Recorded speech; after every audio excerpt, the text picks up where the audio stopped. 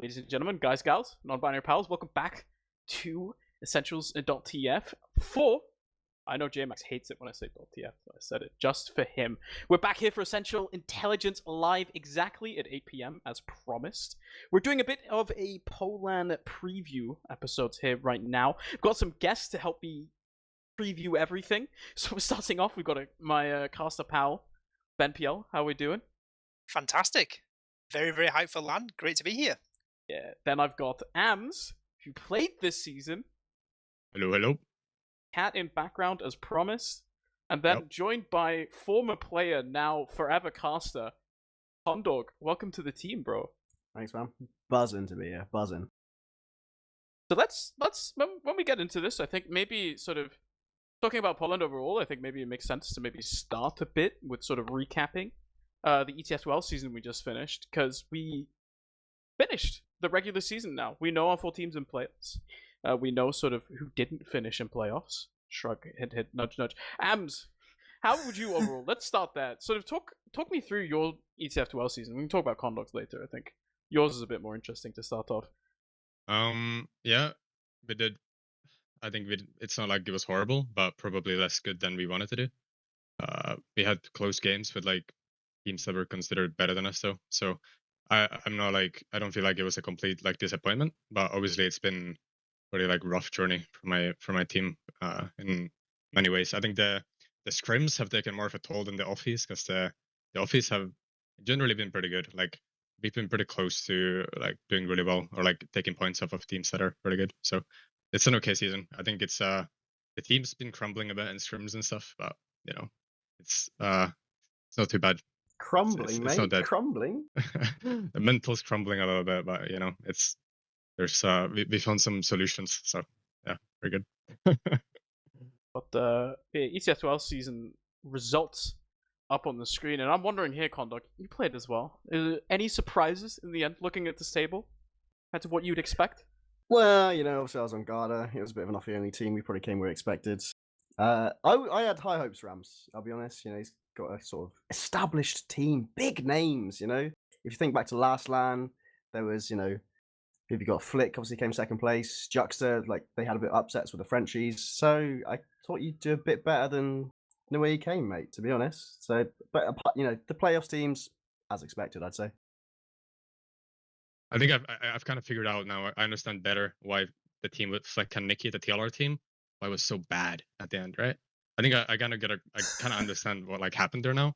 So I've got a bit of a grasp of the weaknesses of some of these players. But I think we did the best we could with what we had, really, in the end. Because you guys had some really close, like, obviously like, there's a lot of like 6-0 losses, right? But they were like super close maps, like the ANTICIDE game, like the MANDEM game as well. Like it's like on another day, like, you could have picked up like a fair few more points, I think. Yeah, and a lot of these teams, like when you played against ANTICIDE in scrims, our scrim record against them was so bad. Like we got destroyed by that team in scrims continuously, to the point of like post game we're like crying and mumble about how bad we are. You know, like we got pounded by that team. But then in the offie we played like really close. And it was the same for like other teams too. So like I think the offie kind of showed like when everyone's trying their best and we're all playing like well, we could have done better than we did. But it is what it is. You know, it's a respectable performance in my opinion still, even though the placement looks bad.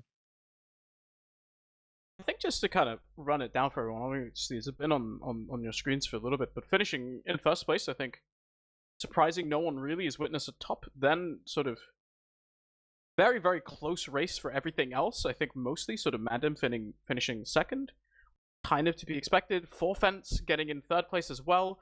Then ANTICIDE is just 2 points there ahead of Venomcrest. ANTICIDE making it a bit close there in the final week. I don't know if you guys were around. I actually wasn't around there for the Sunday game where ANTICIDE actually manages to lose all 6 points. Do you have any thoughts about that game? I think someone might have some explaining to do for that. Yeah, let's talk about this for a second. Look, they gave me the call up. They were like, Condawg, Theos is missing. You know, you've played a little bit of TF2. You play a little bit of Medic. And I was like, guys, don't worry. I'll be there. And I don't know, I got there, I was chatting a bit about LAN. I think everyone's just a bit down, the whole pandemic situation. We'll get to that later, I'm sure. And it was just a shit fest, mate. I don't know what's going on. Nothing was working. The mids were just like we couldn't get anything going. You know, when you show up to mid, and you're like, oh yeah, let's just pile in for the med. You know, don't worry about Condawg, let him die, whatever. It's the classic AMS kind of strat. And yeah, I don't know. We traded 6 for like the Roma. It was just tragic every time. What can I say? I think, like, at least for me, it's a bit of a disappointing end to the season. Like, I think, at least for me, looking at the ANTICIDE team on paper, they're, for me, the most exciting roster in Prem. Like, just in terms of, like, what I think they can be. Like, I think we can talk about this a little bit later as well, but I think they have, on paper, the second, like at least a contention for the second best scout duo in Prem, right? I think the scout duo of second best? There's a Witness Gaming team. Yeah, but they're not even top 2, my friend. Like, you can never QB. Have you seen that guy play TF2? No, but like, so I talked a little bit about this during some of my broadcasts. Like, I was just talk about this already. I think for me, I've been trying to think of a season that has been better for overall level of like sort of scout combos ever in Europe compared to what we have this season. Like, you think about the scout combos we've had this season, right? Like, we got Ixie and Thomas, which at this point is a classic. Nevo QB, really, really good. Then we got Anticide scout combo of Pandemic and Menex, which is also crazy. Pretty stacked. And then we got Mandem as well, Zoe and Boulder. We go a bit down. Like, I also don't think Vanu and Juno are that bad. They play a bit of a different genre, but they do fit that team about as well as you would expect, sort of considering that style of team. Ams has had a really good season as well. Let's forget about his scout partner Flick for a second. You could just kind of even you look at Sammakot, right? Like Dude, SNH, that guy's cracked. I tell you, he's next up. He's next up. Give me your thoughts, Ams. You're a scout main. How do you feel about the scout level this season? Well, scouts are good, but it's a pretty easy class. So, so yeah, scouts are good. I don't know what to say. It's like, I think out of all the classes in the game, you know, biggest difference in like the meta now and 5 years ago is that the scouts are better. I think it's pretty much that simple. Like, there's a lot of like really, really good scouts, but I think you kind of hit like a cap on scout, or there's only so much you can do. It doesn't matter how good you are, you know. Like, Thomas is incredible, not just because he's good at the game, it's because his team is really good. So like, it's just gonna showcase us. Like, he just plays perfect TF2, but like if he played on my team, he'd look bad. He'd probably look worse than me because he wouldn't know what to do when your team's stumbling around like fools, right? So it's a team game in the end. So it's like, there's a lot of good scouts, but the best ones have the best teams around them, you know. That's the biggest difference, IMO. I see Condawg pulling faces, right? Like, yeah, I feel you've got something to say on that. Dude, you're telling me if Thomas was in your team that you would have finished the same place in the season? Actually, no, that's not my point. That's not really what I said, because if Thomas was in my team and he was actually trying, he'd probably do a better job than me at like leading things and making it better. But if you put Thomas in on a scrim, like just on one night, I don't think he necessarily outperforms me or Smile on the scout role in this team. Or Smile. You're saying Thomas, Smile, like similar level. That's what you just said, right? We scrimmed them yesterday, and Smile was kind of dabbing on Thomas, to be honest. So I don't think it's not it's not really just that he's a go, like he has really good mechanics. I'm not saying that, but it's like, it's specifically about how good he plays with his team that makes him like incredible. You know, you look at like Banny, like that guy can't aim for crap, but he knows how to play the game with his team and stuff. That's why he looks good. That's what scout is mostly about, honestly. It is a team playing class. I'll give you that. How do you guys feel just sort of overall of the level of TF2 that we've played this season in Europe? I feel like, at least for me, from my perspective, at least as a caster, right, coming in from where we were, like around pre and post poLAN, sort of the level of TF2 we saw at sort of even sort of the grand finals and stuff, the stuff that we played against, that we watched within the top teams, I feel like obviously there's a part of that of sort of Witness coming back in, and I would just imagine that just has to inject some sort of higher level energy within the season. But for me, I think the way that I compare it is, where I'm maybe trying to get is, if you take anyone within this top 4 of this season, for me, in my opinion, they would have probably won last season of Prem. Think about this. Discuss. Ben. Wait, who won last season now? It was The Forfens Frenchies. beat MANDEM in the final. Yes, with Yeah. Bill. You don't even have the Bill excuse. Demul outshone Bill. That's canon. That's a bold take. I don't know. I think. Yeah. Sure. I know ANTICIDE have been like kind of up and down, right? I think we said before we didn't think they've fully met expectations. I'd take the point if it was any of the other three. I think like maybe Forfens, the new MANDEM, or like obviously Witness would have like had a good chance. But like I think we're maybe pushing it a little bit far if we go down all the way to top 4 winning last season. I just like, at least for me personally, like, and I guess this sort of circles all the way back to the ANTICIDE point, is that for me, like, I just look at the names on this ANTICIDE team, and maybe it's not entirely reflected in sort of some of the games we ended up seeing from them, but I do think, like, this team, when I look at ANTICIDE, it feels like the team of the people that are next up, right? Like, you look at the way that the TF2 team timeline goes, and it is, we have the America land coming up, so we're going to send Witness, all the old men, Pappy's pushing 30, you know, like, go retire. He's going to go to America, he's going to lose, and then we're going to come back. And then there's going to be new kids at the top, right? You know what I mean? Like, the new sort of next generation will come up. And before that, sort of the team that was sort of next up, I feel like, at least for me, was MANDEM. And it feels like the team after that, for me at least, if assuming they stay together, right, should be ANTICIDE. Condawg, you can't keep making this many faces. I know you're smoking something, mate. You're making some wild accusations, or not accusations, more claims, I suppose.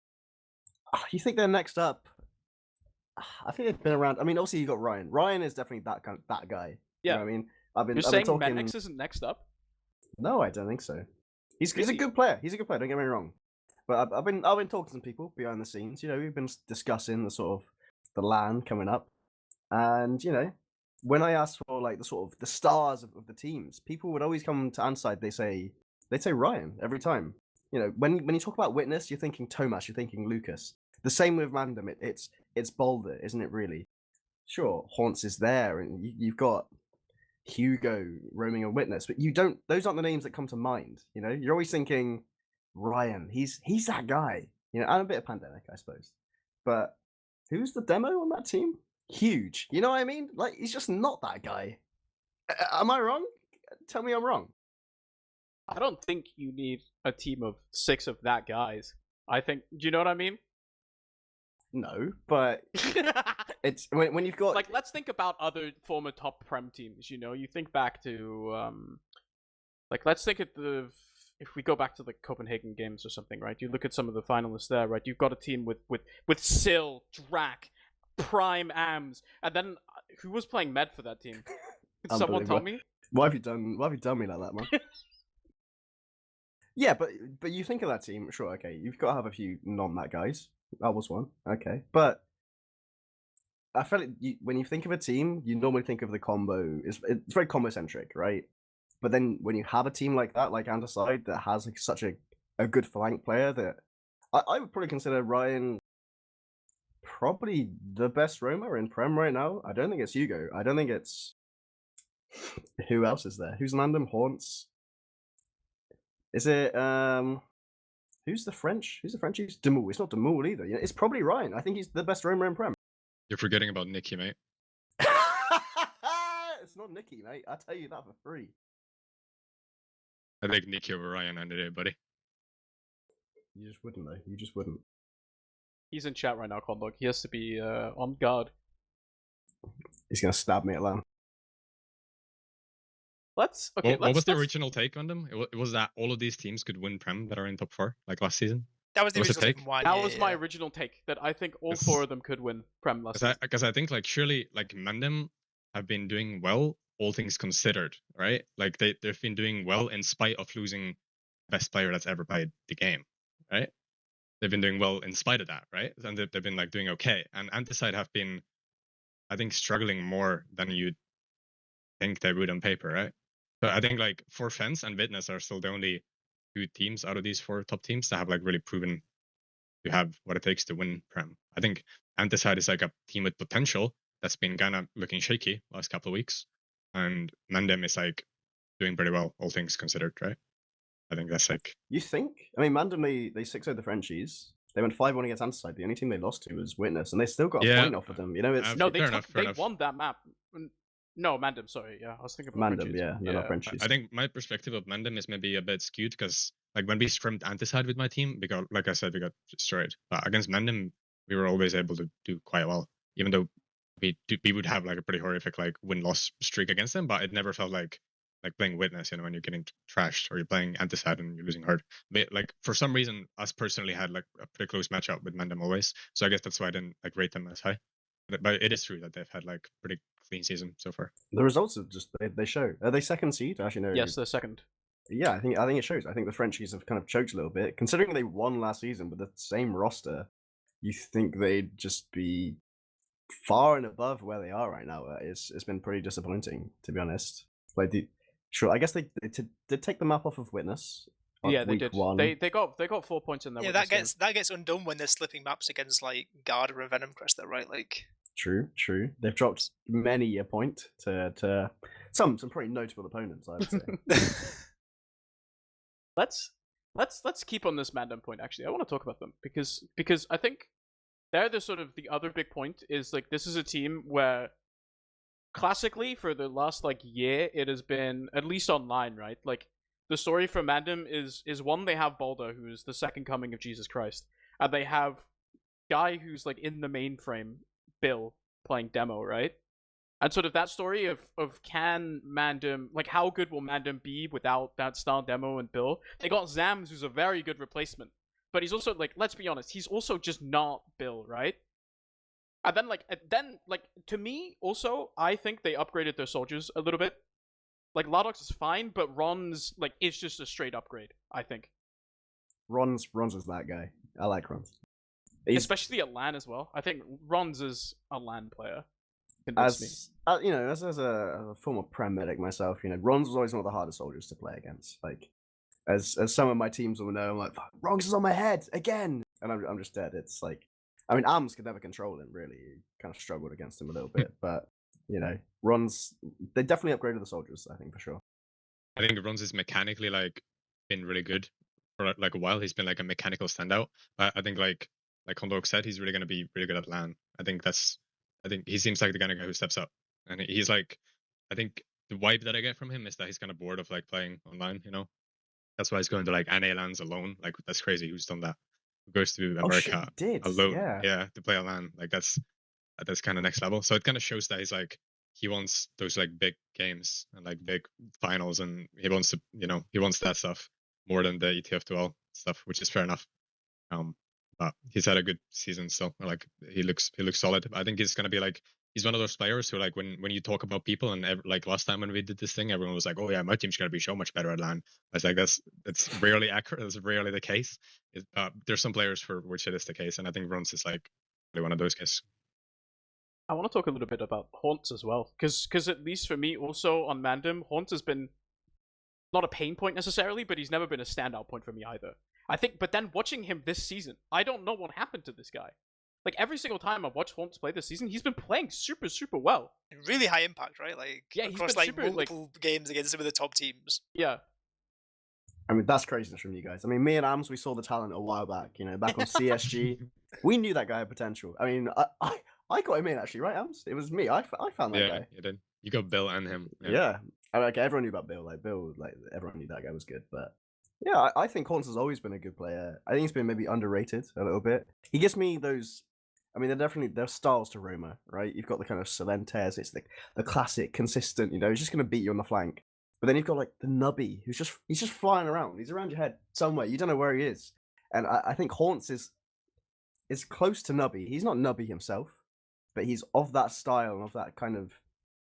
He's got that flair, that flavor to him that I mean, I think it's not only a good style, it's also entertaining to watch. Yeah, I think he's got that style where he's kind of like he's pretty flashy, but it's not like Shadowburn flashy, you know? It's like he's like mechanically like solid, but he's actually like kind of a team player, you know? And it's not like I feel like most of the time I don't really like notice him until he like does like really important like game changing plays, you know?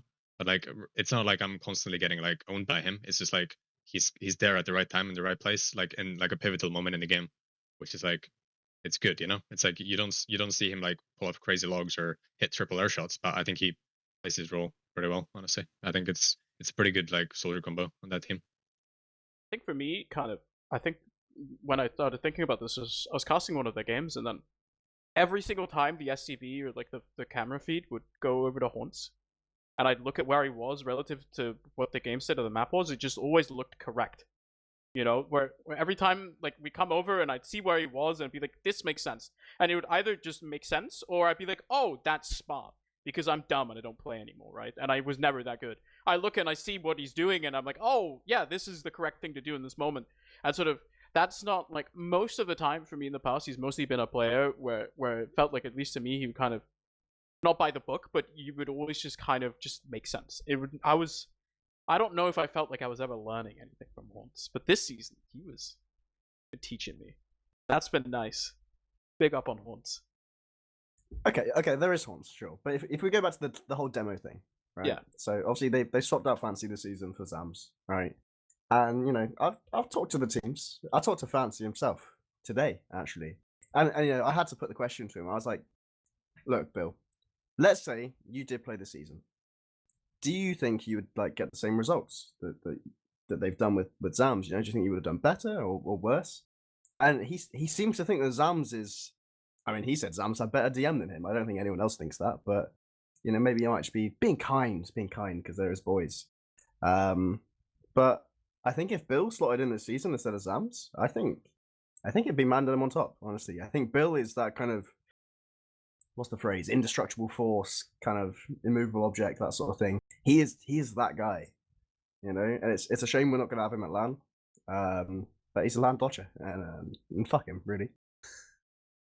Yeah, it's funny you say that because because when we had, I think it was after the Witness game, like Haunts came on for an interview, and like Haunts was like you say, like Fancy's there, like Haunts was like bigging up Zams, like completely, was saying like he just works around the team so well, and like was again saying that he's not getting enough praise for DM, right? So it seems like maybe like the whole like crowd of MANDEM, they're seeing it, and to be fair, like the numbers haven't been bad, but like, you know, when you're stepping into the shoes of someone like Fancy, right, like it's going to be kind of almost impossible to reach that. He's irreplaceable, man. He's by far the best demo at the moment. And even Lucas, sure, Lucas has come back this season as well, right? Obviously, they chopped out Domo. Was it this season or was it last? No, it's this season, right? Yeah, he was on Skeda beforehand, right? Like for a couple of seasons. Yes, of course, he played with Mac and that sort of business. Like he's reminiscent of the old Lucas. You know, Lucas. Whenever you used to watch him play, it used to be there was a clip every game. You know, he'd be hitting some insane air shot across the entire map. I don't think Lucas is really there anymore, but I think Bill is. I mean, to quote Wandem earlier, the second coming of Jesus Christ.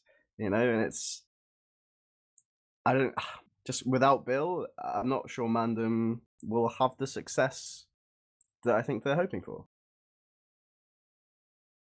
I think in all of TF2, there's been like MG, Mike, Thomas, Fancy. Maybe you can put Shadowburn in there because he's got cool videos.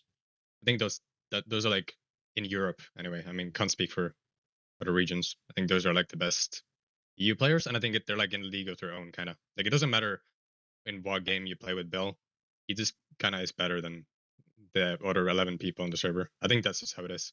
Whether it's because he's just like natural God-given talent, or maybe he's hacking, I don't know. But something there is making him a lot better than everyone else. So it doesn't really matter. Like I think, like you said, MANDEM Sams is pretty much about the best replacement they could have got.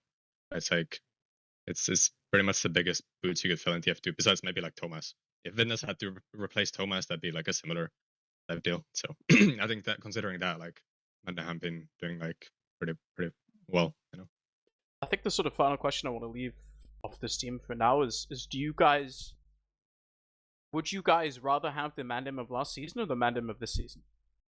If your goal was to win Prem, which of the two teams? I think let's just even do this roundtable. So I'll start with you, Ben. If you were to pick one of the two MANDEM teams, which one would you choose? It's hard to say because they're against such different opposition, right? I don't know. I'm probably slightly leaning to this season. It just seems like a bit more cohesive, and like as it runs has been good, and like they are missing Fancy, but like I don't know. I think this season like they've looked a lot more solid, and I think, you know, they've had like some close the close games against Witness, they kind of sold it for me, right? Like I think they were like literally 2 full ad last pushes away from beating Witness. Early this season on like the Metalworks map, like it could have been there and then, and I think like maybe the MANDEM last season wouldn't have managed it. I know it's hard to say, right, against different opposition, and like I know I am going against the pale here by saying I'm taking the one without Fancy, but as well, like it's hard to take it in isolation as well, right? There is the LAN coming up, and at the end of the day, we know Fancy's not going to go LAN, right? So if you're going to get someone who you want to be at LAN and performing there, like Zams came second in Poland last year, right? Like I'm taking the new one. What about you, Ams? How are you feeling? Well, I would have to look at it from the perspective of which team I would rather play on, and I would absolutely rather play on the team with Bill on it. Wouldn't fit in this team at all that they have now. But having said that, I think all the roster moves they made make sense for them. So it also makes sense that not keep playing with Bill, because those are guys who want to go to LAN and stuff, and it doesn't seem like Bill is going to go to LAN anywhere in the near future, if ever. So it all makes sense for them. But I would definitely rather play on the team with Bill on it if I had to choose. Even with LARDOX, though, let's not forget Yeah, that, right? I like LARDOX. I mean, I agree that LARDOX is like crazy, man. I agree that he was definitely the weakest player on that team. I don't By think a long. Yeah, I don't think anyone would disagree. But it's not like he's like awful. It's like we're talking about small margins when we're talking about like the very top 2, top 3 teams in the region, right? Like there's small margins there. So LARDOX is definitely like a solid Prem player. He just wasn't as good as the rest of that team, and I think that's like one of the bigger upgrades they had from last season. But it's like I would, I would have, played on that team rather than this team. So. Do you not think the difference between LARDOX and Rons is just far bigger than the difference between Zams and Fancy? Like, I get Fancy is like at the pinnacle of his class. Like, he's by far the best, at least in my book. But I think the difference between him and Zams is just like so much smaller than Rons. Maybe I look at it more like the team last season seemed like more like a good vibes friend kind of team. Team this season looks like let's make a crazy roster and try to win LAN, and probably after LAN they're dead, right? Like to me, maybe that's the difference. I think, yeah, it's like for the team just seems like there would be better vibes playing on the previous roster. That's the only way I look at it, because it's I mean, if you compare them in skill like directly, I guess you'd have to say that this roster that they have now is actually like better, because they're like kind of doing better. But also like we haven't seen yet like how they're gonna perform in like big, important best of 3 game or something. So it's too early to say. Just on like pure skill, then yeah, I guess maybe so far so good for this new roster. Yeah. Let's move on. We've talked about MANDEM for a little bit now. Let's. I feel like maybe it's just worth it to go straight to the headliner here. We'll talk a little about Witness. If you have not been watching Deathwell regular season, you're just tuning in for LAN right now. When you start watching Poland here coming up very shortly, you will notice that the roster is not the Witness that you are used to. One of the main so the big difference is that Syl is out and Hugo is in, and then Domo is out and Lucas is in, and this has changed the complexion of the team a bit. And you look like you have many things to say about that, Condawg. Oh, you know me and Pappy. We play a lot of Dota together, so we talk a little bit about this. We met for breakfast the other day. We had a little bit of chat about Lucas, and I mean, what he sort of expressly said is that Lucas, as we said earlier, is not what he used to be. He's not the young spring chicken, the fancy elf of today. And he's more of a limit tester than Domo was. Domo was always that guy who in the big games he was consistent and you knew he was doing his role. He would always do what you needed him to do. Whereas Lucas, he's a bit more chaotic, a little bit more on the line. He could do something amazing, but he could fuck up a little bit. That's kind of his character. I don't think it's as strong as the roster they used to have. The roster that we saw featured kind of last poLAND. Because Hugo also just isn't Silentes. So I think, and that's also been shown in the results this year, obviously dropping the points to the Frenchies. And then they dropped a point to MANDEM as well, right? Yeah, they dropped 5 points this season, yeah. Yeah, they went to Golden Cap, yeah. So yeah, I think the season isn't as good. And when I talked to Pappy, he kind of like, I asked him if his team this season had met expectations. And he was like, honestly, we kind of expected to drop some maps because it is kind of a new team in essence. But yeah, he also said he was a little shocked they got first seed, so I'm not sure quite how honest he was being. Pappy's like that. Pappy says that kind of stuff sometimes. He's too humble. You know him. I think he knows as well. He's too nice, isn't he? Way too nice. No, I think you're kind of hitting the nail. One thing is, of course, like, yeah, it's exciting to have Lucas back on sort of a big team, and I feel like we have Lucas. I think especially on Skeda, we saw flashes of the Lucas of old, but we never really saw a lot of it. I feel like we've seen a bit more of that, and part of that probably just comes down to an upgrade of the rest of the team around him, right? He's also playing with people that are used to playing with him. But I think for me, probably the biggest story, right, is just you no longer have Silentes on the team, right? Like for me at least, Sil was just the best roamer in Europe for such a long time, and not having him there. How are we feeling about Sil? Yeah, not I having think Sil. especially for like if you're talking about going to America and like being in those really important big games, I think Sil is like irreplaceable. But yeah, I think we talked about this a lot last time already. Yeah. Pretty much said everything I had to say about it then. Like I think Hugo is like there's big boots to fill. I think Hugo can do it pretty well. Probably not, it's still gonna be a hit for them, but I think Lucas is also a bit of an upgrade from Domo, so it's kind of like balances it out a little bit. But obviously, like Silentes, like he would go to LAN, he would be like one of the MVPs at the LAN, and he would like just do that consistently, So it's he's a weird player in that way, where it's kind of like you don't really like feel like you're getting crushed by him all the time when you play against him, but in like big important games, especially like I feel like when he wants to play well, when he wants to like turn up and win a game, he'll just turn up and win a game. So there's like pretty few people who can do that. So I think it's hard shoes to fill. Not much else to say about it, to be honest. It's just that's what it is for them, I guess.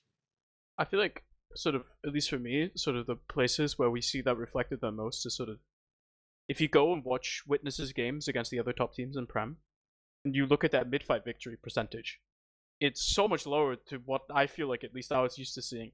And it really feels like that just stems from like at the end, like there's that meme of there's some old Twitch clip, right, of Pappy and Sil bombing in like frame perfectly together in sync, right? And I just don't like Hugo and Pappy, I feel like just especially just watching them on the mid fights, they just don't have that synergy yet.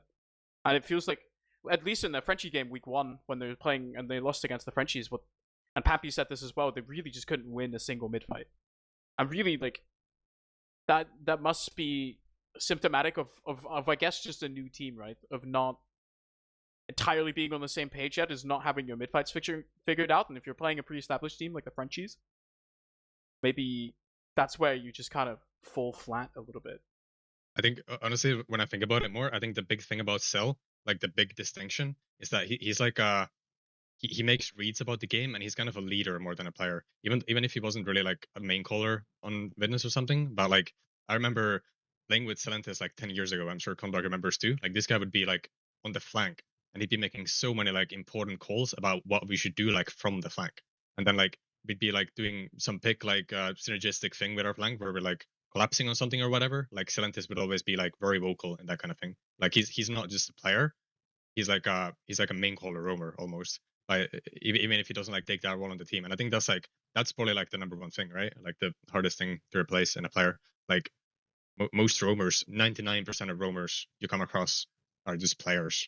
They go around like, oh, med 200, med solo, guys, med solo, and then they do it again, Whereas like a few people are like Cell. I think Ryan is kind of like Cell in that way. It's like in that way, like very very vocal, takes initiative of things. They always know what they're doing. He's always looking to set things up. I think that's the big thing, and I don't know if Hugo is that, honestly. But I think yeah. Do you not think he's like Hugo coming into a team like that, especially with Thomas and Pappy, who are the vocal people on that team?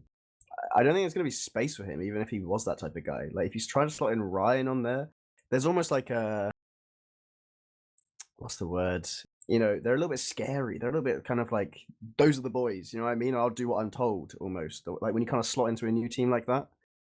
So Yeah, I think I agree with you. Like Hugo, he's a good player, and don't get me wrong, he's got a good read of the game, but he's no Solentes. You know, that guy really does put the game on his back sometimes. I mean, he carried us back in the day, right?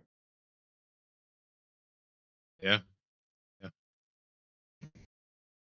Ben, I'm giving you the next team. Where are we going now? Who are we talking Next about? team, well, we've sort of alluded to them a few times, right? We haven't properly got into poLAND, right? Yeah, let's do it. Like, we may as well talk about them. We've just talked about that they beat like Witness in week 1, right? Like, I don't know. I guess like, do we think they like bet expectations coming off? They won Prem last season, I guess, in sort of weird circumstances, right? They weren't really the favourites going into the playoffs, and then there was obviously after LAN, there's I don't know. Them playoffs are weird, right? Like post LAN playoffs is always like I don't know. I feel like motivation is kind of spiking all over the place, and it's maybe not ideal, but like they still clutched up and they beat a really strong MANDEM team that we've just mentioned, right? So like I don't know. Do we think they've met their expectations coming in? I believe third with like some pretty good results. It was a rough season for them, man. I'm not gonna lie. Like the maps against like Venomcrest and Garda, like these are just games you should not be losing. Yeah, sure. We had a little bit of Voxy kind of infiltrating our ranks for that game, but yeah, I don't know, man. Especially with coming into LAN, you want to come off a hot season, don't you? Really, you don't want to be coming into it like thinking, dude, are we even going to beat Yak at LAN? You know, it's the kind of thing that, let's say the stars align, right?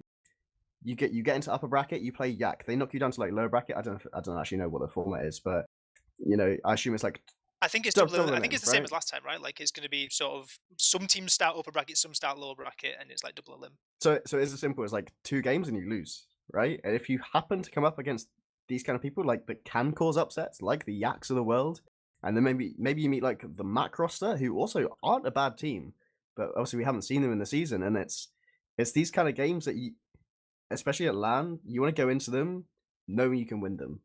I'm thinking of myself at last poLAND. I've got Voxy set next to me. I've got KN down the line, and I'm going up against Raf. I need to be thinking in my head that I've got this. You know what I mean? But I don't think that.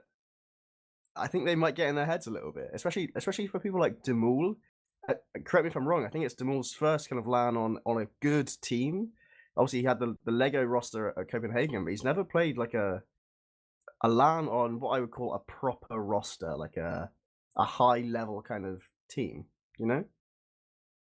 I think there's also the wrinkle in this that I think we should add now. We're probably going to have to repeat out LAN. Is that one of their big players, beyond the Scout combo, Brudgman, will not be there Friday. So they'll be playing their group stage games with Sake instead. And Sake, if you were watching Dortmund, was playing with the French team there as well. But I mean, he is not Brudgman, right? And I could just imagine coming into poLAND, right, that this just has to reflect in their group stage performance, right? Yeah, it's important, right? As well, like we say, it's not just a case of getting into upper bracket or whatever. Like if you do have like some kind of catastrophe on that first day, like you could end up losing one of those 2 important lives that you just mentioned, Condawg. In this bracket, you might just come up with 1 life if things go like really really badly. And yeah, like it's obviously not ideal, missing one of the big guys for the first day, right? They still got the other 5 heavy hitters. Oh, of course. I know- am being catastrophic here, right? I'm just like, it's not necessarily, it's just the group stage. That's basically what I'm trying to say. I think it's a bit silly what you say about their season though, Condawg, because last season they literally won, right? And they had an awful season, like leading up to playoffs. Was it that bad? Yeah, it was They were really like- They were They were 4th like- seed, right? I swear they were Yeah. 4th seed and had to like, yeah. Yeah. they had Barely to made beat playoff. Yak at Uberfest in like, at like 11 PM or something. 11 to get 11 in. p.m. Yeah, last season they Technically literally costed that game. they lost to MANDEM, Garda, Skera in week 1, 2, and 4. They tied with New Panzer. Like they had an awful season, and they came all the way back and won. So I think the thing about them having a sub at LAN is like pretty unfortunate. We don't really know how that's gonna affect things for them. But I think like coming into playoffs now in ETF12, I'd still favor them for current finals. And going into LAN, I'd also favor. I think they do pretty well at LAN. They beat your boy last time, right, Condawg? Like they beat your team. So and they had an inferior roster back then as well than they do now, and they've got more experience now. They've kept improving together. I think like I'm gonna pass that point because like for like a long time, like every time we were talking about 4Friends, or I was thinking about 4Friends, I'm just like, no, they're not that good. I don't rate these guys. These guys are overrated. But I'm gonna pass that now, and I'm gonna accepting it. Like, it's a pretty good team, and they have more experience in these situations than many guys coming in. You know, so I think I think the fact that they had a much better season this time than last time around is like gonna bode well for them, as long as they don't like start slacking because of it. You know. Do you not think this just plays into like pressure into their own head though, where they've had like, sure, the results haven't been good, but they did win last season, and they're in playoffs this season, you know, this time around. But I still think there's an element of like pressure where you know you should be good, and they're thinking exactly the same as you. They're thinking like we got 6 like stars on our roster really, and toss in this kind of like missing Bruno on day one, freshman, and Demol. I want to see how he plays LAN. You know, I don't know if he's really, I don't know if he's up to the job. You know, he's an old man. You know, he might struggle. Yeah, kidding me? You know, I'll say it now. I don't think You're Demol's just gonna, trying to stir some shit out. he's not going to perform. He's not going to perform at LAN. I'm ready to be proved wrong. Bro's literally played TF2 for like 20 years at this point, and there's no way Demo's gonna have like LAN nerves or something. He's gonna be fine. But he's never played at LAN like in a proper setting, you know. Apart from the Copenhagen He with has, Lego, right? like what? Like that's not. Let's, you know, he gets the grand finals of LAN. It's different, man. I think there's gonna be teams at LAN who might struggle with some nerves, but I think 4Fence is not one of them, if I'm honest. You're thinking more like Smile, that kind of thing, right? Yes, Smile for sure. Yes, I don't know, like ANTICIDE maybe, you know, like maybe even I'd see MANDEM more inclined to choke at LAN than 4Fence, if I'm honest. But yeah. All right. Okay. Maybe I could have an incorrect read just because the Frenchies are impossible to read as human beings. So Sounds racist. No, it's not. I feel like yeah, I would not be surprised if coming out of day one at LAN that the Frenchies are sort of at the lower end of where you'd expect them to be in the top 4. And I think that probably will just come down to having sick playing. That being said, like, but like here's the thing, right? Like, I hate to bring up this point now, but what do you like? There is just a world where I feel like at some point, like, you look at some of the teams coming out of the open bracket, and like the Dogs at this point are notorious for like knocking out an invite team, and they're just gonna feast again, you know? And it's gonna happen at some point to someone. They're just gonna beat it because that's what they do. Kasuke is just gonna be Irish Mike for a couple games, and then it's over, right? Against 4Fence though, like surely not. Someone will bomb out. Maybe it's not someone. I'm not going to say it's. I'm not going to subscribe to saying it's 4Fence. Let's actually do this. Let's award the official, essential sanctioned, essential intelligence award for definitely biggest chokers.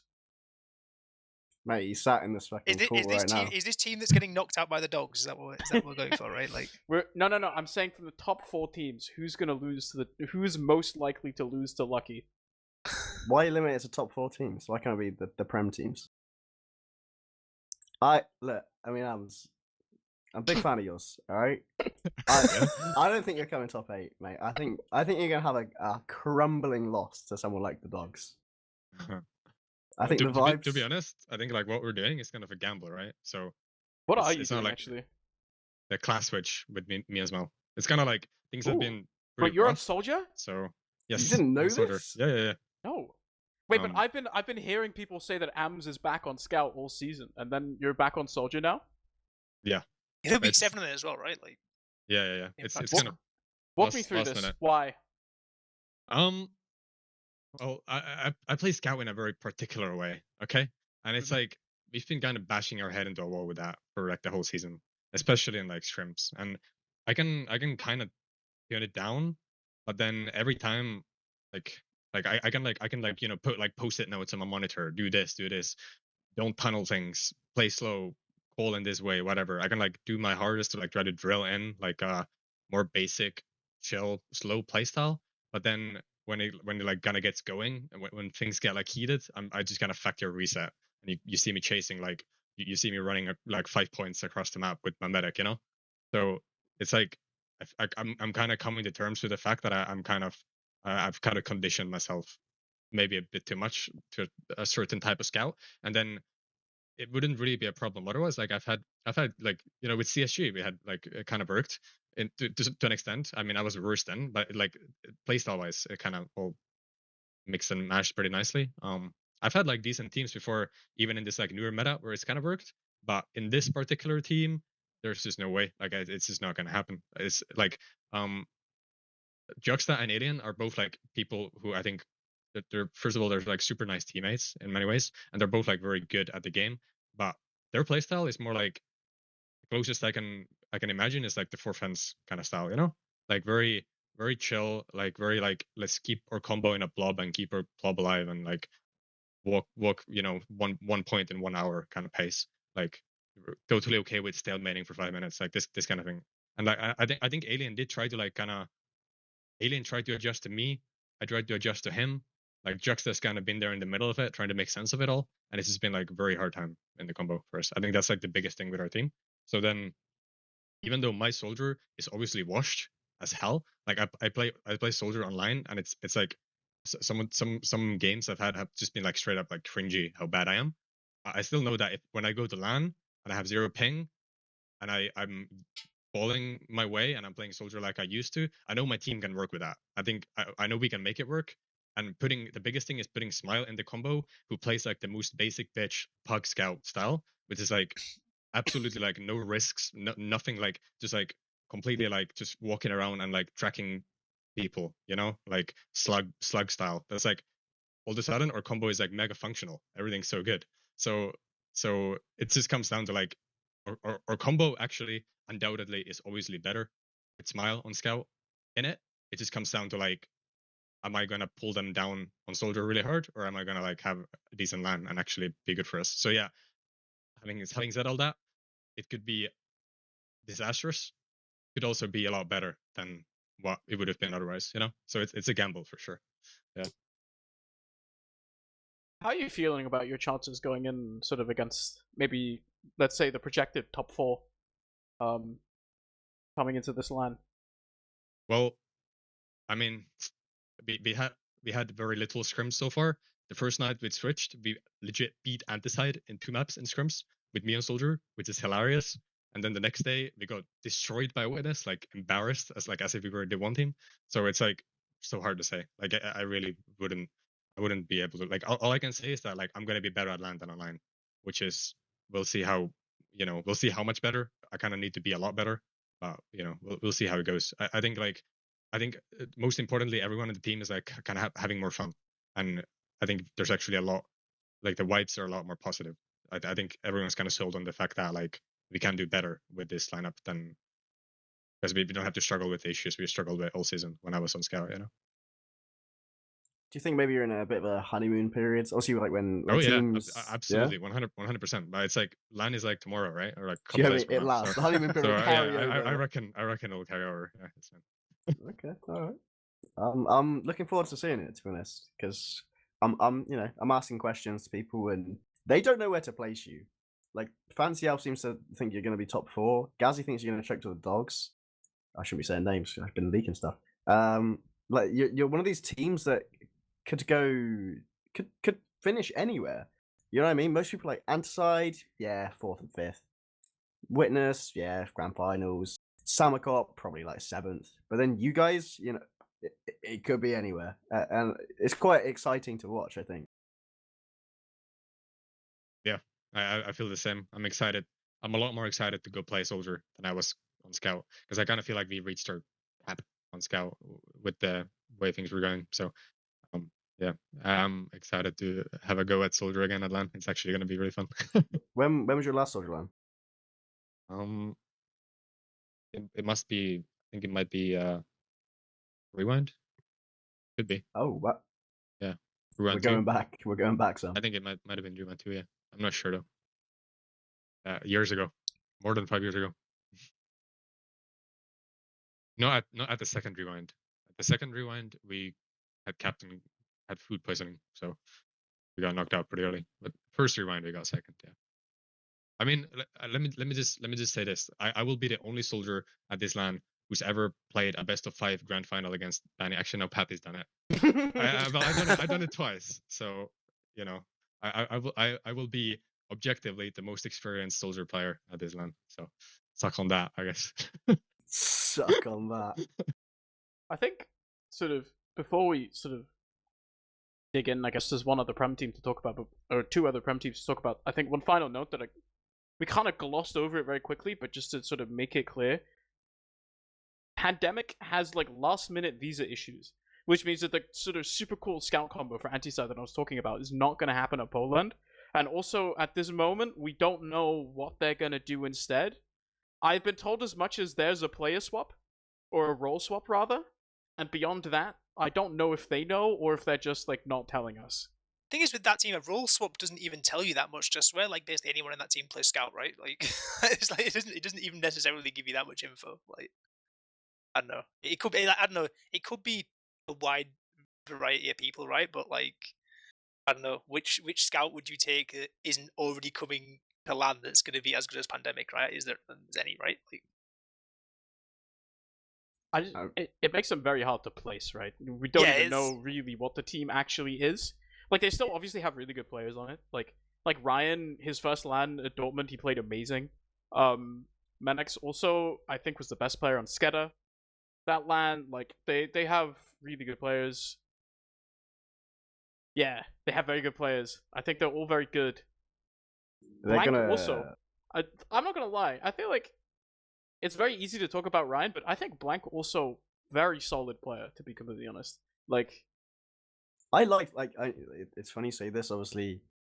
As someone who's played with Blank on Pocket Scout, I actually quite rate his Scout. It's, you know, it's not the AMs or the Smiles of the world, don't get me wrong, but it's solid enough, you know. I guess it's not going to live up to the Pandemic that's leaving the roster, of course. But if, you know, if it is Blank going to Scout to take up Pandemic's shoes and they're slotting a soldier, which are the rumors I'm hearing, then I don't think it's going to be too bad for them. I think Blank would be a good fit, and he's also quite, you know, after playing with them literally on Sunday where we lost 6 points to sammakot, he's quite a good communicator as well. He likes finding errors. He likes like fixing things. I think you need someone like that, and if he does have, you know, with Pandemic gone, who main calls in that team now, it's not Huge or Theos. I think Blank could maybe take that up, you know. So I don't know. Remains to be seen, but I think they'll struggle. But I guess it really does depend on their mercenary. I think it's like really hard. It's like the worst player to lose, right? Like Pandemic is the worst player to lose, and also just the role of like Pocket Scout. It's kind of like what you build your team around, or kind of like how the dynamics of the team work, like around the Pocket Scout and how they play, right? So it's pretty rough. But I guess it's like at LAN, you really only gotta put something together and play good enough for a couple days. It's not like they were beating Witness anyway, right? So they might still be fine, but I think it is like it's pretty devastating for them. I'd be pretty pissed. I'd be pretty pissed if my team had a Pandemic and we had to like find a way to do well without him, like just a little bit before LAN. Like that's a rough spot to be in for sure. Yeah, a little bit of understatement as well. Like leaves the team, like a lot of teams, like flying out like tomorrow or like the day after, right? Like it is literally last minute for this. Yeah. Like it's not even as if they managed to have time to get scrims in or anything, right? Like it's so rough. I wonder as well, I guess. Yeah, I don't know. Like even like if you're pulling someone in, like is it someone who's even like actively necessarily been like, okay, one thing is if they're like playing pugs and stuff, right? But one thing's playing pugs, another is like actually playing prime level TF2, right? And you're just like slotting them into that in a LAN environment as well, with like no time to prep at all, kind of. It must be. I don't envy whoever has to step in. It's just such big shoes to fill, man. It's almost akin to the whole like Silentes leading Witness, sliding in Hugo. It's or the fancy elf. It's crazy, all these kind of not sub outs, but people that have kind of stepped aside, and then just this player has to come in and fill the shoes, and it's gonna be tough. But I got faith. I got faith in the boys. You know, Ryan's gonna be making absolute magic on the flank, I'm sure. Let's talk about another very hard to place team. I'm gonna be honest. You look at Venomcrest season, it looks like schizophrenic. I don't know what to tell you. Like I'm just looking at the teams they beat and the teams they lose to. and I don't know what to make of them. Like, It's like the old Garda seasons, right? Like, it's genuinely you go into a game, you toss a coin, and that's the team that wins, right? Like, I don't know, it does genuinely feel that way watching some of these games. Is it true they took a map off of MANDEM and Full Fence? yes, Mandem, I mean, did they? yes, yeah, that yeah. was Oh, they did? 3-3. Oh, they did, yeah. Okay, yeah. Yeah, they that's- beat them yeah. on product. Yeah, I don't know. They could be one of these teams. It's just it could be anywhere. I mean, they lost to Garda. I mean, we put them in their place, obviously. But on LAN, they also like they're a good vibes team. You know, maybe a couple of drinks inside them as well. They might start feeling a little bit more. You know, Vanu starts coming out with a classic. You know, KN's gonna be obviously hitting the air shots of the tournament. And that I'm classic sure. was lethal, by the way. Like, I can't remember that It's game. That got- was outrageous that You- weapon is getting so much good use. You joke about it, but you know, there's some potential there. You know, and it's that kind of thing that would like infuriate other teams. You know, when you start losing to the classic. We weapon that played a product scrim against them, and we were just getting rolled, and this guy was on classic, and it was so funny. Nicky, at some point, Nicky literally went like, must have been like 5 minutes into the game, and we were losing, like literally 5 minutes, and Nicky just goes like, "Oh, we're losing the fucking classic sniper." It does. Like, It does. It's our mental was so down the bin. It's mental damage. It's honestly. And on LAN, you like multiply that by 10, right? Like, because They're the also emotion stuff, screaming. right? Like, yeah. Like, I don't know. Yeah, which team? Wait, hold on. Which room are Venomcrest in? They've got they got Cursor Ra behind them. Okay, so it's not. You'd hate to be that prem team that's like, you know, let's say it's ANTICIDE, who are thinking in their head, we've got Yak's number, like realistically, and then you start losing to the classic, and they're sat right behind you. It just does things to your head. I Vanu mean, rolls out Domo heavy to get to mid rattled again. though, right? Like, Yeah, I mean, it can happen. Yeah, I don't know. I feel like this is a team that either places like third or places seventh, and like anywhere in between, right? Like we saw them at Dortmund. They almost made it to the finals at Dortmund somehow. Then sort of they come back in the season, and like I don't know, like they also like it feels like a team where these people like when they play online, I don't think they care about online that much anymore, right? Like I imagine that for most of these guys, like they mostly just care about going to LAN. Yeah, they're definitely a vibes kind of friend team. You know what I mean? I get the vibe that they want people to think that they don't care for Mhm. sure. I think it's probably very important for them that other people think they don't care. No, but, like honestly, I think that team is like there might be some kind of mental block there where I think they're like they're so good as like the underdog team that like pulls out weird stuff like that goes heavy to mid and goes like classic sniper, and also like just straight up some of the players are like, I think for a long time I rated Warnu a lot. I actually really enjoy playing with Warnu, and like I enjoy his gimmicks, and I think he's like just like pure flank scout. Even if you don't account for his like off classing, I think he's like one of the better like flank scouts. Honestly, like in a season where there's a lot of good scouts, I think he's one of the better ones. So, I think that team could be really good. But I think if they're in a position in which they're actually expected to do well, they probably wouldn't do as well. I think they're like probably excel in the kind of mid-prem underdog situation, you know, where they could take points off of good teams, but I doubt they'd beat a really good team in a best of 3, right? That's kind of where we've seen them this season as well, right? Like exactly what you described. They're mid-table. They're 5th place. Didn't quite make it to 4th. They beat some teams. They lost some teams. We have no idea how well they're going to do at LAN. Probably depends how good the alcohol is. Like, and Yak the is park a run, beast, though. of course, like as well. Let me say that Yak has majorly improved. I keep getting 2-piped by Yak. It's like it feels like I'm trying to rush Prime Bell. I just have pipes on.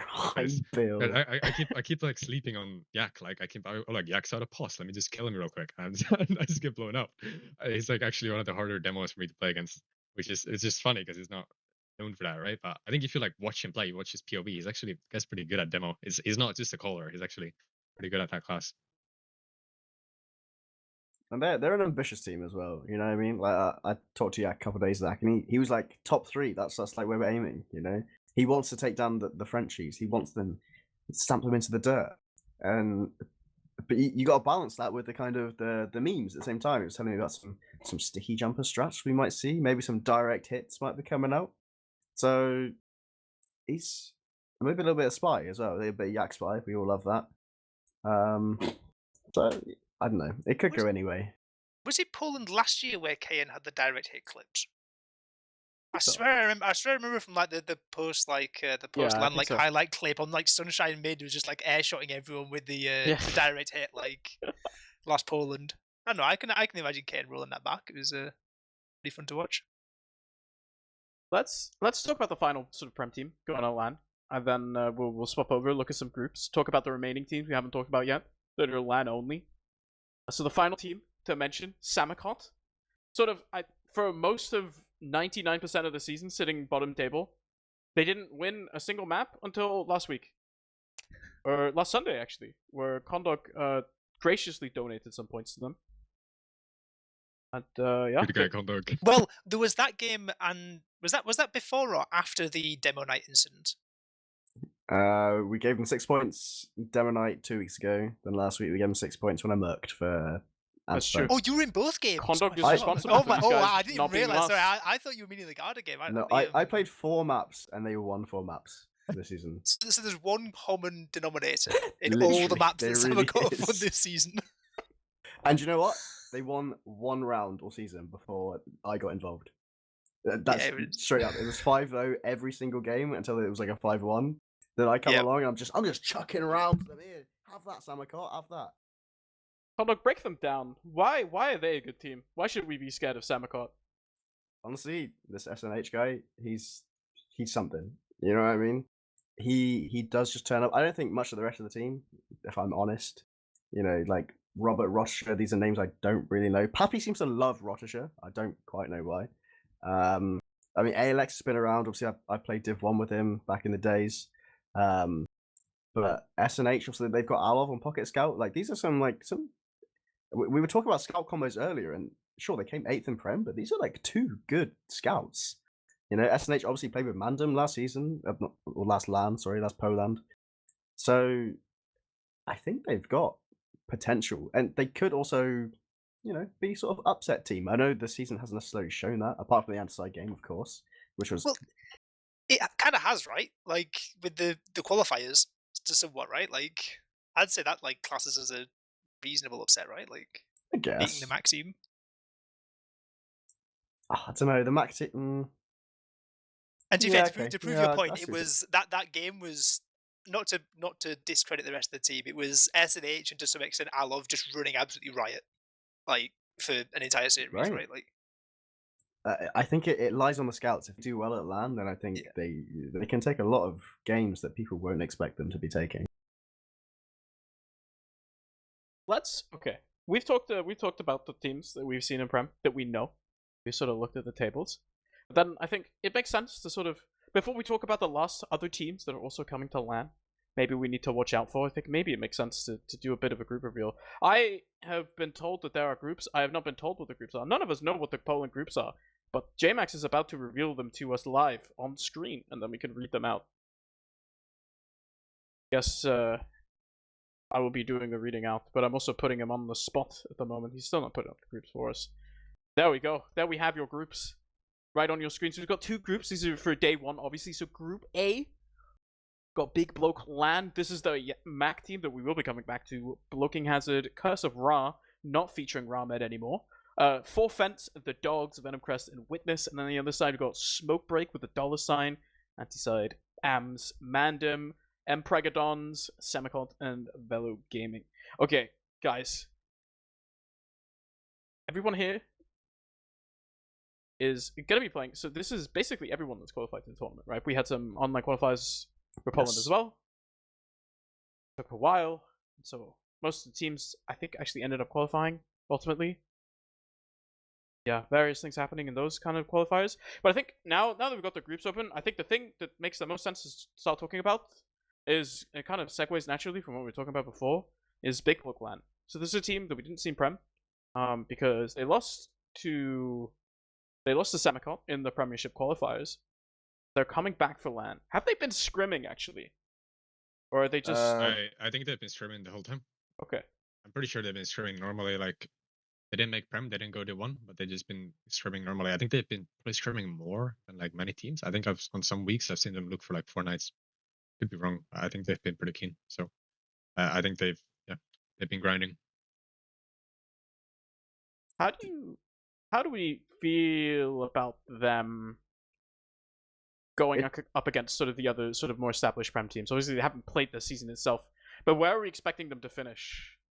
I think like at the start of that team, when they decided to pick up Jordy on Scout, I kind of felt like it looked a little bit hopeless to me.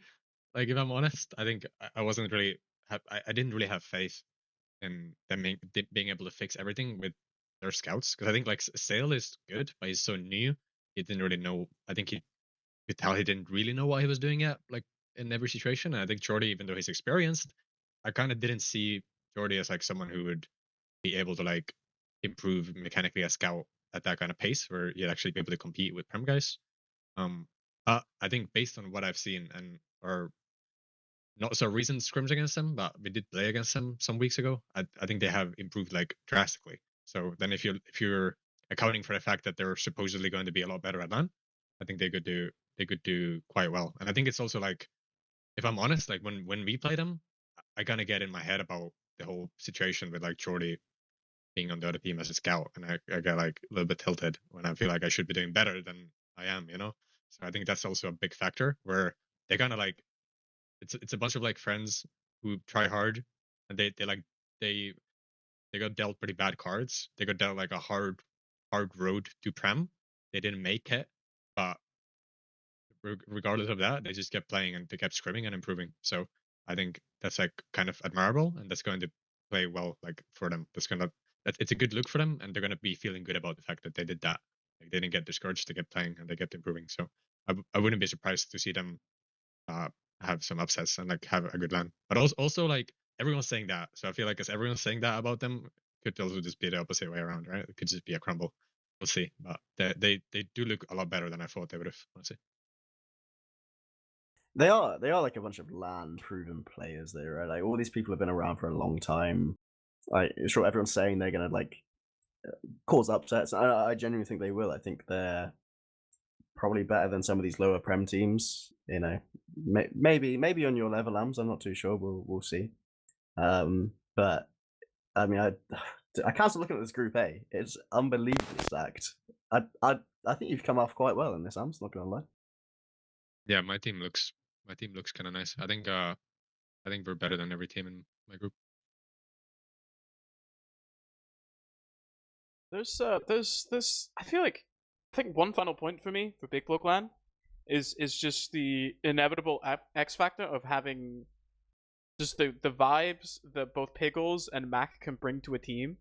Is like, Condawg, were you there for Arcadia as well? Because oh my god, these guys were so loud when they played in that tournament. Just them together, and they're doing really well. Like they ended up finishing first place. They beat Flick, legendary game. But I mean, they just, I think this is like, for me, it's one of those friend teams that just have been around for so long. Like there seems to just be so much like pre-existing synergy between these players, right? Mac has given up on the Medic Dreams. He's back on demo. Piggles is back on med. Pig is a good med, and I think he slots in with that roster absolutely. Like they're the kind of people that I expect to just be flying in every mid. There's none of this smile kind of TF2 where you're doing everything all methodical. Like, you know, they're gonna be having fun with it. Where are they sat? I think they got quite a nice. Yeah, they got some smoke break, which is Div 1 team, I think, sat behind them. So I feel sorry for smoke break. They're gonna be hearing some whoops and some yells, I'm sure, throughout the LAN. Yeah, I'm genuinely very excited to see how Mac does at LAN, especially back on demo. Like, this Medic Dream was like, just leave it, mate. You know what I mean? I think the other sort of big team in this group that we have yet to talk about, that I think is worth talking about majorly, there's the brief point of Curse of Ra was originally a team with Ramed on it, now no longer has Ramed on it, but does have Domo on main class apparently as well, I think. On demo, yeah.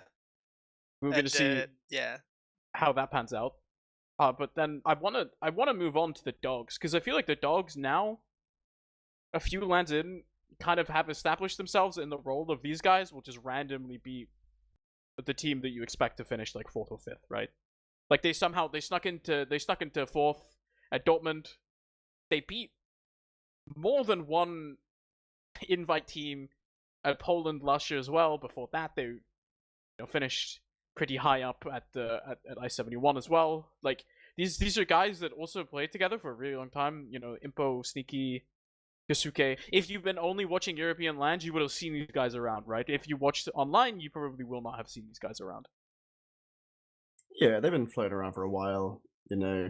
Obviously Danny's also on that roster of Nerd Rage fame. He's been, he's had his season.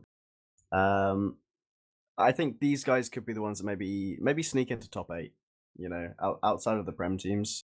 Let's say some of the Prem teams have a shocker, like your sammakots of the world. Maybe Ams if he can't pull his finger out. I like these guys, and I think they also have that sort of underdog thing behind him, where they're not going to be expecting much. They're going to be going into this thinking, these are Prem teams. We came 3rd in Division 1 like in season 47. This is a couple seasons back, right? And I think that because of that, and with the LAN buff, and maybe a couple of drinkies inside them as well, then they can maybe work a little bit of magic. I feel like who did they actually upset though? Because you said they're 4th of Dortmund, but like they beat the French 3.5 stars. Was there even like 4 good teams in Dortmund? Oh, depends who you ask. I think the So 3.5 stars team had some. I don't know. It was kind of a mishmash, right? yeah, it was a mixed match of French players. I think also, I think more so, it's probably more than anything, it's Poland last year, but they ended up beating the Bud team. Another team as well. I'm sure they beat some. Was it like teams. MANDEM or something they beat as well? Like Yeah. I can't remember. Oh, I can't remember exactly. I think they Yeah. had like a bit of a run in the knockout stage right last time. I think Kasuke has become perennial inclusion in the stream highlights. Every single LAN at this point, right? Like Kasuke just shows up and hits crazy ass shots. Every single LAN for some reason. Yeah, that guy hits shots. Yeah. We actually trialed him for some team at some point. He wasn't really up to par then, but he does clearly have good aim. I guess it might also just been like a thing where it just didn't really mix with the way we wanted to play. Like that team looks like it's a bunch of good players. I'm just like genuinely interested in how they've got a reputation for being like an upset team, because I find it kind of hard to believe that they'd beat any of these like actually teams that are going to this LAN. But I suppose like, yeah, like to me, like Mac team is the upset team. The Dogs is like based on the roster. If like an actual Prem team loses to them, like that would be kind of crazy in my opinion. I feel like in Dortmund, if they beat like the French mix, that's like kind of different. That's a different scale of like upset than like if this team managed to beat like a Prem team this LAN, right? I think I wouldn't really put money on that happening, but I don't want to like I don't want to like shit on them. I don't know enough about them, so yeah. Let's do a bit of a group prediction. I'm not going to ask you guys to rate every single team, but I think at least like sort of a top 4 in order, sort of going down for this group A before we sneak over to group B. How are we feeling about what's going to happen at the end of this group? Start with you, Ben. Yeah, I'll start. I'll go Group A. I'm gonna go Witness first. Brave. Maybe not too much surprise. Maybe not too brave. I'm gonna actually, now this is where I start getting a bit brave. I'm gonna go probably like Venomcrest second. I think, just on the basis that 4th ends are gonna be missing Brugeman, right, as well. Third, probably 4th ends, and then BIGBLOKELAN in 4th. So third, 4th ends, then 4th. So that's like a tongue twister in my head that I've constructed. Like 3rd, 4th, yeah. 3rd place, 4th ends, and then 4th place. I'm gonna go BIGBLOKELAN in my top 4. Honestly, I think I agree with you. I think that's pretty accurate, especially with the sort of the Brushman factor. Could even see Brushman. Well, they've still got quality players though. That's the thing, right? It's like I don't think they're gonna go crash and burn. I just think like maybe Venomcrest. It's a best of 1, right, as well, right? Like it's one best of 1 decides the seeding, right, in this basically. So yeah, but that's your top 4. Like I like the Dogs, and I just don't think this is the group that they're going to do it in. If So they stacked. slipped into Group B, then So maybe. stacked. But Group A looks stacked as all hell, man. I would not want to be in that group. What I about think you, Hans? I pretty much exactly agree with those placements too, and I also agree with Venomcrest beating 4 friends in groups. I think that would make sense. I think that could even happen without 4 friends missing a player. I mean, it would be more unlikely, but I could see that still happening because I think that's kind of like where Venomcrest would shine isn't like a best of one group scenario where I think they could really have a shot against anyone really except Witness, you know. So I would agree with that pretty much precisely. I think what you said the ranking would be. Who's in Curse of Ra besides Domo? What is that team? So Curse of Ra is It's like Karen, Alice, yes, Domo, Maxia Possum, and Fnatic. Fnatic is the other soldier. Yeah. I It's, don't like, think it's a team that was in D2, but like okay. they're They came swapping out sixth. Med and Demo for Domo and Maxia Possum. No shade, but I don't think I recognize any of those nicknames. They're all very like they're new like climber players, right? Like Sure, I think sure. Fnatic played Div 1 like a season or two ago, right? Like Yeah, that's like actually, yeah, I might know that name. Fnatic got to share my what did it end up oh, being? even the train from hell Yeah, the from legendary Dortmund. 4.5-hour late train back Yeah, from yeah. Dortmund. That was Yeah, an no, it's like experience. it's- He was yeah. there for all of it. That was good. Yeah, Shout it's out not to Fnatic. He got home way earlier than I did because I had to cross an extra half of Denmark to get home. But he was there for the beauties of Flensburg. Yeah, Not even actually, somewhere else. It was awful. Train Yeah. between Denmark and Germany is if you guys ever go on Interrail, maybe don't do that. Take the ferry or something. It's never worth it. Okay, is there any so Bloking Hazard, I feel like, is the only team we haven't mentioned, so I feel like just for completionist sake, we should talk about them. Because you hover over this team as well, it's Bevan on Scout with triple as well. And then Matek and Alba Soldiers Eidalos on demo, and then KO on Medic. These guys finished top 2 in the qualifiers as well. How do we have any big thoughts of them? Obviously, I think Bevan has sort of settled into the final form of any TF2 player, which is Div 1 Scout. Right? Where it's sort of, if you take if you sort of map any TF2 player's career, then over time, as you go to infinity, it just converges on Div 1 Scout player. The Legos of the world, you know, where they just sort of end up. They don't want to play Prem anymore, but they're still good enough to kind of handle it. Yeah, I quite like this team. I mean, I sort of talked to Matek the other day, had a couple of questions for the man, and they're just a bunch of sort of boomers playing the game these days. You know, they actually wanted to go to Div 2. They ended up getting slotted into Div 1. They came fifth during the season. They were kind of hoping to get playoffs, but you know, it doesn't always happen. But yeah, they're kind of just more of a vibes team from what I can tell. They're just kind of gaming on LAN. That's kind of what they're there for. So, you know, maybe that kind of helps them, you know, take some points and take some rounds off some people. Yeah, I think maybe they're one of the teams that might be like most affected by like these groups, right? Because I think if you airdrop them into Group B, there's like 2-3 teams they could have beaten in Group B, but I think in Group A, like they'll beat Curse of Ra. Other than that, do we see them beating the Dogs? Probably not, right? Like so, it's no. not looking too bright in Group A. Did you say they had KO Medic? Yes, I think so. I quite like that guy. I think he's pretty nice to play with. It seems like I don't know most of those guys, but I know I played some pugs with Eidalos, and it seems like a interesting mix of players that I wouldn't have guessed or friends or in a team together. But I think Triple kind of deserves a shout. Where I think people don't really, not enough people have seen it yet. But I think that guy's kind of up and coming a little bit. I think he's not quite there. I think if you throw him in like a Prem game now, he's not gonna be like a standout, but he would hang with Prem guys, I think. And I think I think in this sort of skill level that his team probably is, like they won. I think that guy's kind of a standout. I've seen like some some gameplay of that guy just because he like streams sometimes and stuff, and I just end up watching some for a little bit. I've seen some good stuff, seen some like not so good stuff, but generally like seems to be an above average player for his skill level. And I think he's like, if you had to name up and coming players, like he would come to my mind, I think. Let's go over to Group B then. So just once again, I think sort of let's just kind of take it from the top almost. So the teams we haven't sort of talked about yet. The first one on the list is Smoke Break. So I'm gonna list out the names. So this is another team actually. So these guys also finished first, second the qualifiers. So this is Omgar and Salty on Scout, and then Jacob and Phoenix on Soldiers. Then Luca Enderman's on Demo, and then Forces on Med. So this is also another like Div 1E team as well coming in. Then we've obviously got ANTICIDE and UMs and MANDEM.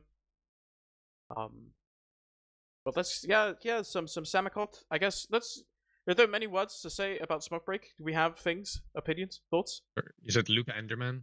And Luca Enderman on demo, yes. Can you repeat it? I kind of zoomed out. Yes. Okay. So it is Omga and Salty on scouts, Jacob and Phoenix on soldiers. Luca Enderman is on demo, and then Forced is on medic. No, I like that. That sounds really That's good. pretty decent. Yeah. For Forced. What the hell, man? Other than that, it's really good actually. No, Forced is also like, if he was on soldier, then that'd be the end of that team. But him on medic is pretty good. Like, I like that lineup. There's a lot of skill, I think. Especially Jacob as well. Like he's one of these kind of Voxy disciples. Like they played a lot together. They spent a lot of time doing demo reviews together. Jacob's one of these kind of thinkers of the game. You know, obviously he's got skill as well. Like don't get me wrong, he's good at the game too. But he likes to kind of look at the game and kind of work out. He's a demo review kind of guy. You know what I mean? Yeah. And he could be, you know, sort of like this triple guy. Could be kind of next up. And he likes the game. And he went to LAN last time. I don't know how well they did.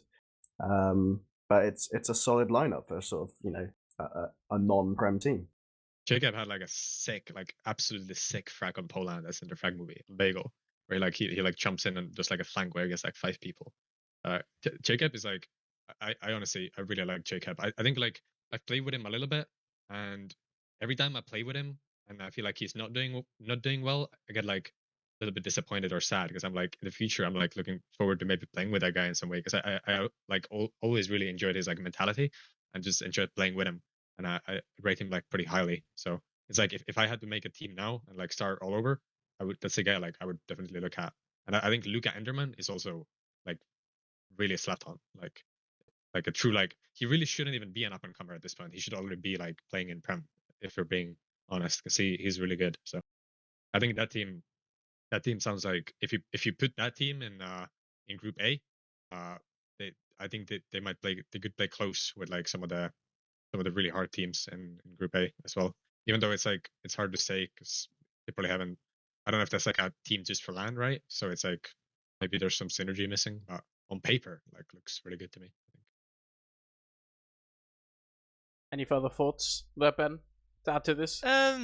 Nothing beyond what's already been said, right? I think of the 3 teams coming from the qualifiers in this group, I think they're probably the best by like, and I guess MPREGALODONS like had an okay showing in Div 1, right? But I think this team like is definitely more what I'm just saying, on that sort of brink between Div 1 and Prem. There's like, yeah, there's Luke in particular, like had like the season on MANDEM like a couple of seasons ago, like they almost even made playoffs, right? Like, so it's a pretty stacked roster, like especially coming through the qualifiers. So no, it'd be interesting to see. And I think in this group, right, I think best of ones, like anything can happen, and a team like that, there's lots of skilled players on it. They can potentially do a bit of damage if someone's not like not completely up for it. Let's talk a little bit about the MPREGALODONS as well. So this is Jenny and Ticket on Scout. We've got Samsky, the Great Return, coming back on Roma, the classic. Mackie joining him as well. Then Davey on Demo, and then DFT on Medic. These guys finished 3rd, 4th the qualifiers overall. I'm sure Rams wants to say a little piece on Davey, right? I love Davey. I miss playing with Davey. He's a really good teammate. Really fun guy. I don't know. I honestly hope they do well. I don't know anything about their scouts. I think I know of this team a little bit because I watched Lava stream, like was it like a Div 2 Crown Finals that Cell was in?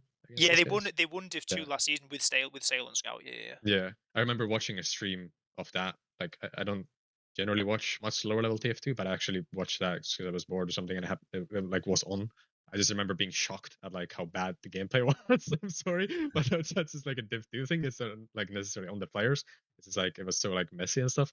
But Davey was like, he's someone we invested in, even though like when he played with us, he never like showed that he would like really be able to hang or destroy people mechanically or something. It was never about that with Davey.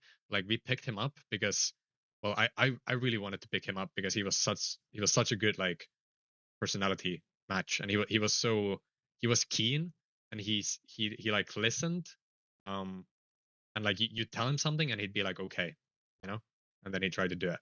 And that's really rare, and it's really it's really pretty sad that he did not really improve at the pace that he had to like keep his spot on the team. Like by the end of the season, Smile was like so done playing with Davy, and it's not really Davy's fault. He was just kind of thrown into the deep end like a bit faster than he was maybe ready for. And maybe like somewhere like midway through the season, maybe Davy's perfect mentality started showing some cracks, you know, like where it's not all just like being super humble anymore, but it's also like, you know, becoming a bit like argumentative about stuff. So that didn't help us all. But you know, after that, after we caught him and we had talked to him and stuff, I wish him nothing but the best, and like there's no like hard feelings, and I knew that like if he plays Div 1, like he would be one of the better demos in Div 1. Like not because of his DM. His DM is good enough, but just because of everything else. Because he's keen about learning the game, and he's like a very good teammate. It's very nice to play with in that way. Like if we didn't have to play against Prem opposition with him, we would have had like a blast just playing with him, you know. I think when you're also looking at this team, you've got to shout out DFT just because he reminds you like of the Seeds as kind of player where he's come through basically through pugs, right? Just being very Yeah. good at pugs. Looking at the leaderboard right now, he's second behind EDK. You know what I mean? Isn't that crazy? Like as a medic player, you don't have too much control over like pugs, so to be doing that, it's quite good. And yeah, I haven't really paid much attention to sort of his gameplay and how he's going to be, but I think there's some potential there. DFT is so funny. He's so funny to play with. He's just a chill guy, you know. Like he doesn't Just vibing, man. Yeah, he's just vibing. Yeah, he's fun to play with, but it is a problem for him where he's like he's not vocal enough. I played a pug with him like a couple days ago, and I remember I died and I was just watching my team handle a sad situation, and DFT just like runs out and doesn't say a word, and I tell him like, you know, DFT, you need to tell your team that you're leaving, and he just goes like, I don't care. Like, okay, bro, fair enough.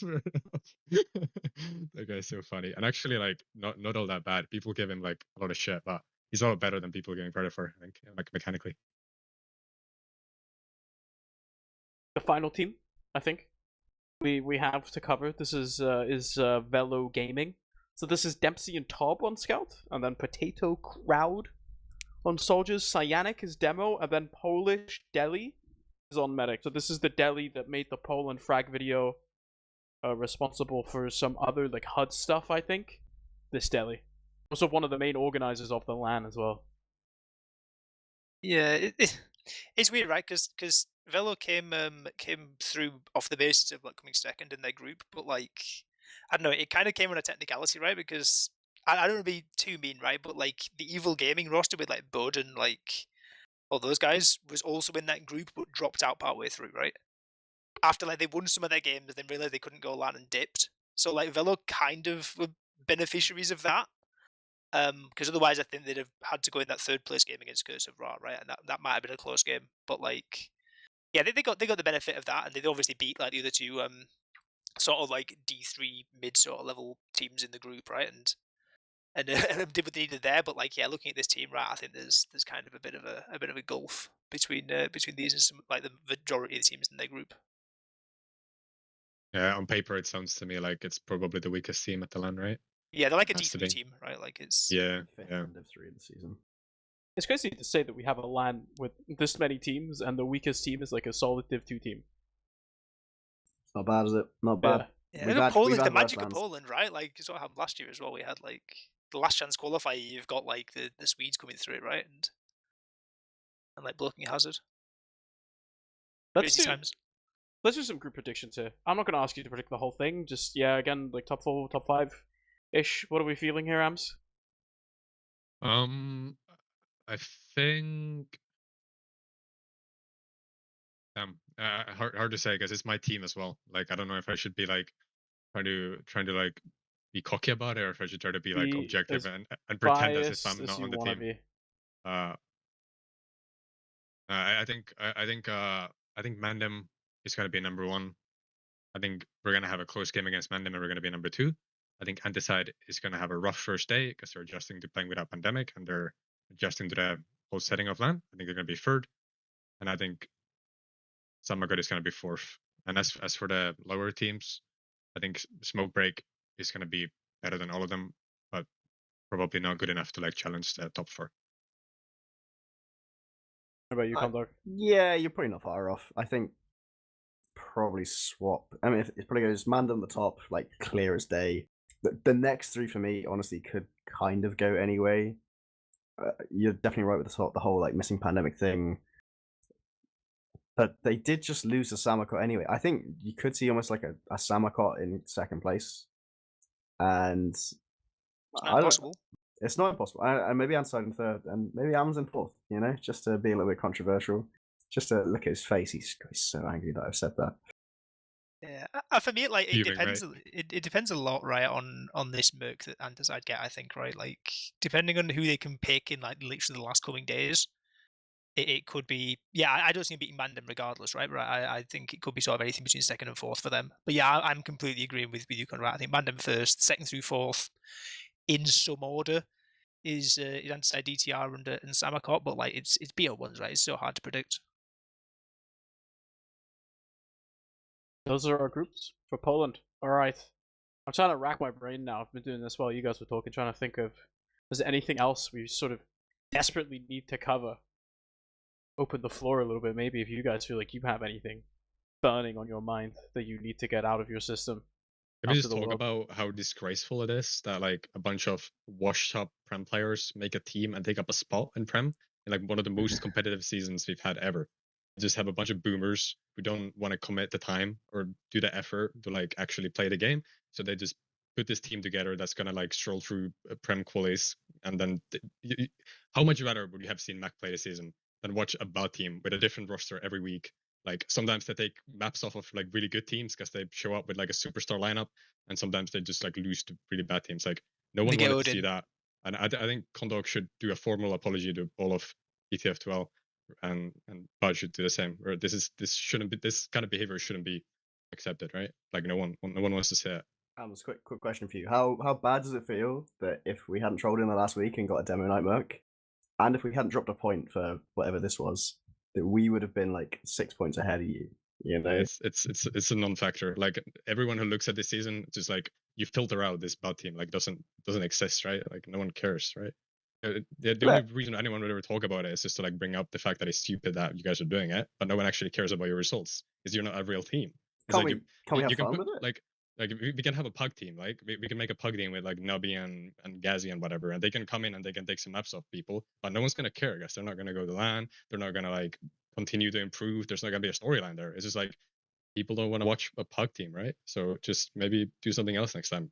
Or do you want to watch the pug team when you get the demo night merc? You know, it's almost more interesting. Find another hobby, maybe. I don't know. You don't have to.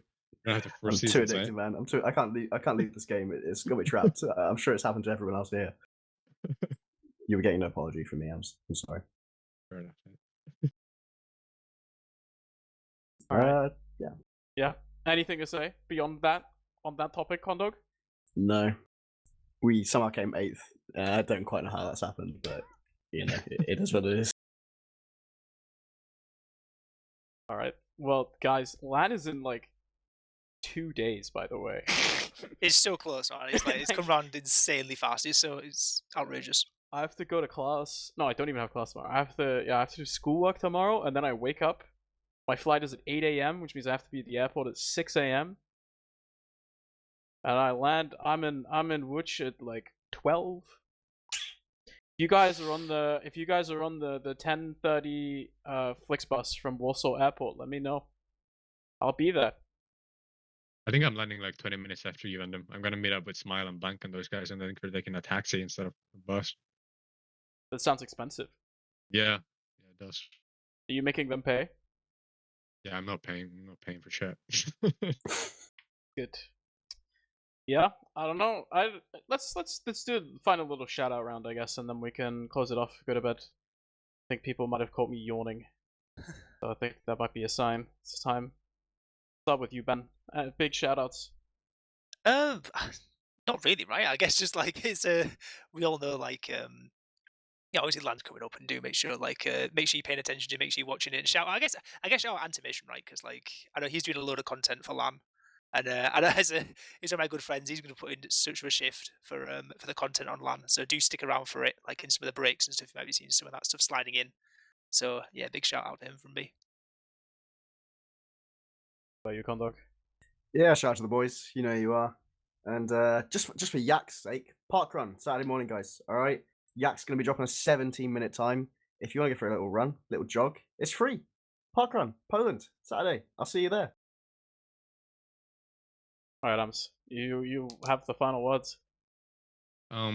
Shout out to all of you guys who do production still for TF2. I think it's very cool that after like 10 years of playing this game, I can still go to a LAN that's being produced by people who seem to care about what they do, and you know the quality of the production is good and everything. I think we're blessed. Everyone's doing it for free, so I think we need to show appreciation to our producers and people who work behind the scenes. It's a lot easier to have motivation to keep playing TF2 for years and years like I did than actually put the time into like cost it or do camera work or all that stuff that actually is work that other people get paid for. So shout out to production, and let's have a nice great LAN again. Shout out to JMax for taking time out of his schedule to set this up while also trying to set up a LAN.